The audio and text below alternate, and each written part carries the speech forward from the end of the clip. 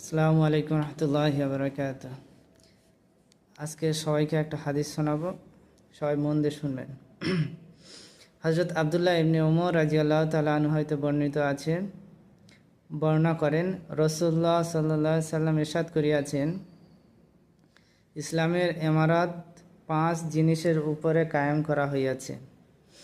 1, লা ইলাহা ইল্লাল্লাহু মুহাম্মাদুর রাসূলুল্লাহ, এর স্বাক্ষর প্রদান, অর্থাৎ এই সত্তা কথা সাক্ষ্য প্রদান করা যে আল্লাহ ব্যতীত আর কেহ ইবাদতের উপযুক্ত নহে এবং হযরত মুহাম্মদ সাল্লাল্লাহু আলাইহি সাল্লাম তার বান্দা ও রসুল। 1 নম্বর। 2 নম্বর হচ্ছে নামাজ কায়েম করা। 3 নম্বর হচ্ছে যাকাত আদায় করা। 4 নম্বর হচ্ছে হজ করা। 5 নম্বর হচ্ছে রমজানের মাসে রোজা রাখা। বুখারী শরীফের হাদিস।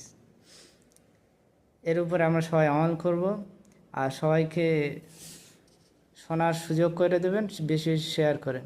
আসসালামু আলাইকুম রহমতুল্লাহি ওয়া বারাকাতুহু।